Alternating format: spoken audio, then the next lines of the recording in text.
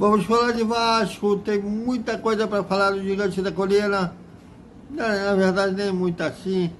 Né? O time está treinando fez aí, na verdade, mais uma atividade nessa sexta-feira da Paixão, lá no Centro de Treinamento Márcio Barbosa. Amanhã o time fará mais na verdade, um jogo treino contra o Volta Redonda às 4 da tarde. E vamos falar também sobre a matéria do jogo, antes-jogo Dantas do Globo, sobre a prefeitura tentando resolver um impasse entre a associação e a 77 em torno do Centro de Treinamento Márcio Barbosa, lá na Cidade de Deus. Tudo isso após a vinheta. Salve!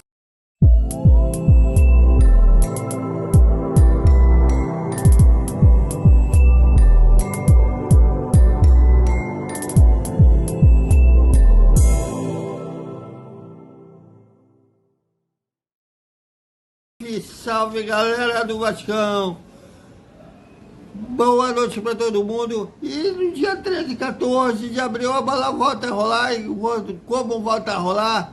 Em São Januário, Vasco e Grêmio, abertura do Campeonato Brasileiro. O Vasco poderia estar nas finais do Campeonato Carioca, né? Mas deu mole, foi eliminado pelo Nova Iguaçu. Agora o Nova Iguaçu tem a missão de dar alegria ao Vascaíno. Como assim, Thiago? Sendo um campeão em cima do Flamengo. Seria a gente tirar sarro falando cheirinho, eles sendo campeões, né, em cima do time lá da Gávea. Mas vamos focar no Vasco, que aqui é a voz de duas paixões, Vasco e Fórmula 1. E o Dimitri Payet fez nessa sexta-feira da paixão 37 anos de vida.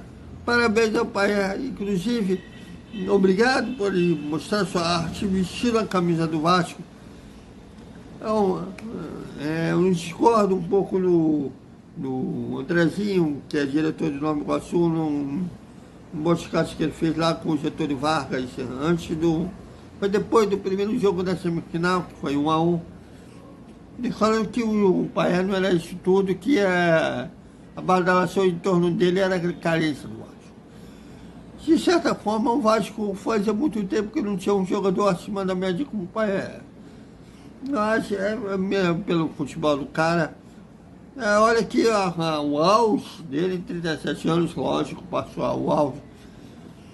Passou, mas mesmo assim, até pelo nível do futebol brasileiro, uma grata, uma benção ter ele ainda demonstrando a sua arte, né, ainda mais vestindo a camisa do Vasco. Não está no auge da forma, tanto que o Vasco precisa de um reserva para ele. É natural que ele se canse fisicamente nos fins das partidas, mas olha, uma verdadeira gratidão ter ele como referência, até internacional na marca. Ontem ele esteve lá com o presidente Lula e do Macron, que é o presidente da França, o país dele, dando a camisa do Vasco com o nome dos dois. Volta e meia a imprensa francesa está aqui para entrevistar ele. Então de certa forma, o mundo voltou a olhar o Vasco com os outros olhos, graças à vida do Payet. Se ele é um ídolo do Vasco, seria uma boa, claro, ele tem uma coisa que é justa: o futebol nunca é um esporte que a justiça prevalece. E nem sempre na maioria das vezes até não é. Um cara com o talento do Payet nunca teve um título de expressão. O máximo que ele chegou foi na final da Eurocopa, que a França perdeu na final para Portugal, né? Foi até o jogo que o Cristiano Ronaldo se machucou durante a partida.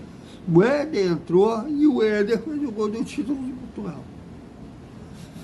Engraçado que anos antes, Portugal, que era a Copa, tinha sido em Portugal. Portugal perdeu em casa na final para a Grécia. E a Grécia depois disso classificou para a Copa do Mundo. E anos depois, na Eurocopa na França, a Portugal derrota a França.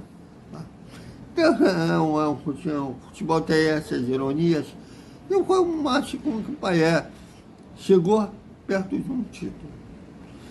O time do coração dele lá na França, o Olympique de Marselha, nos tempos dele, nunca chegou a disputar título. Eu acho que quando ele estava começando, estava o domínio do Lion com o Juninho Pernambucano, e depois entrou esse domínio aí, até hoje aí do Paris Saint-Germain. Aí ele ficou pouco tempo na Inglaterra. Seria muito mais poder ele ser campeão pelo Vasco.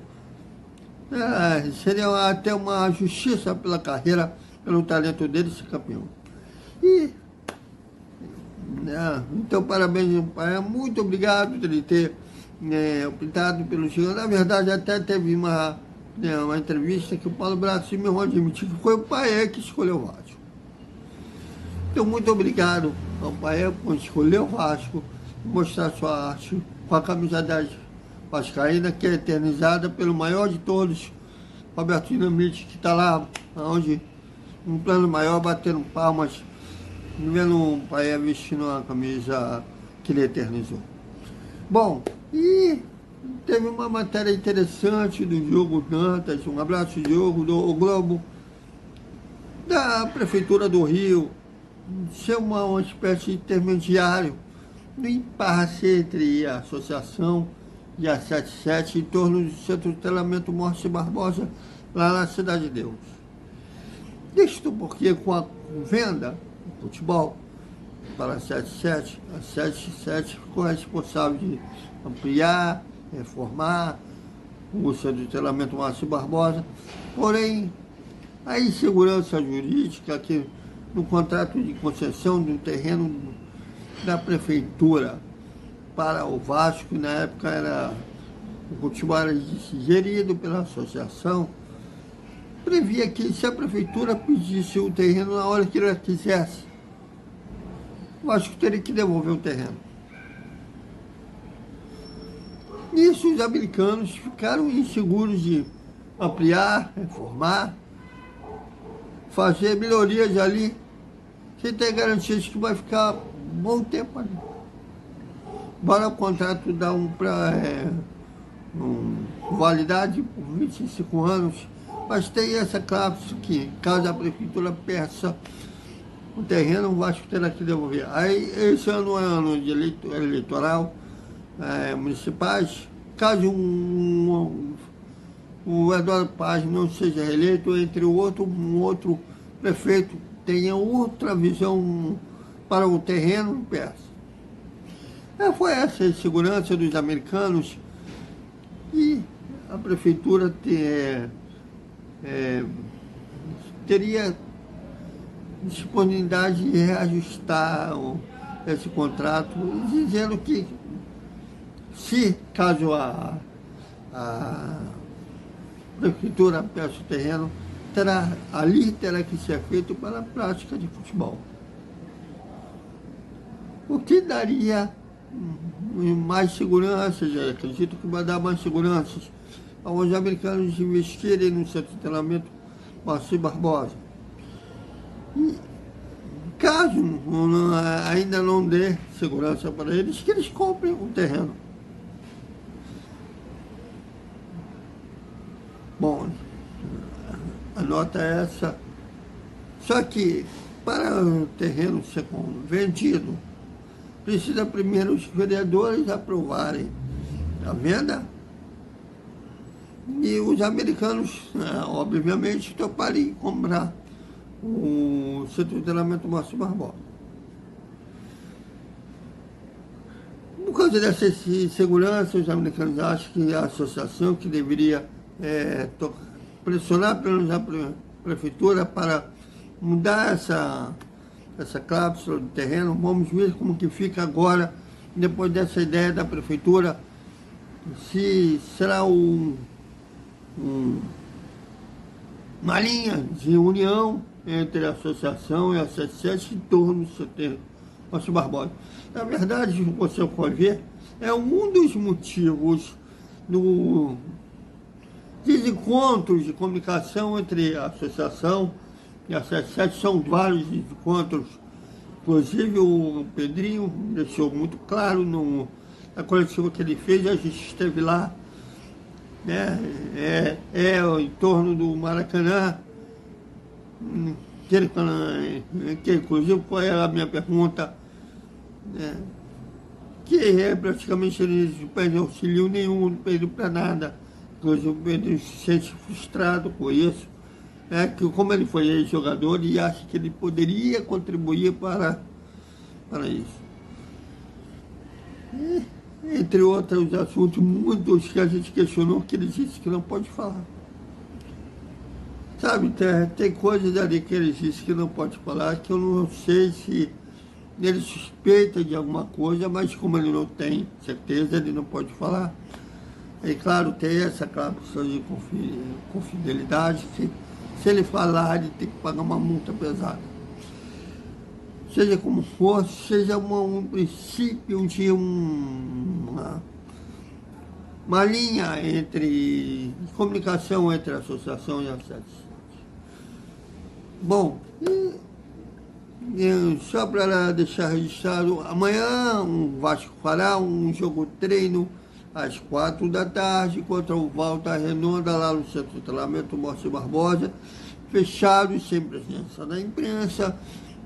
A TV Vasco não vai transmitir, talvez, muito provavelmente, porém, todavia, eles devem, depois que a atividade acabar, fazer uma nota falando quanto foi o jogo, quem fez os gols e tudo mais. Assim como foi contra o Olaria.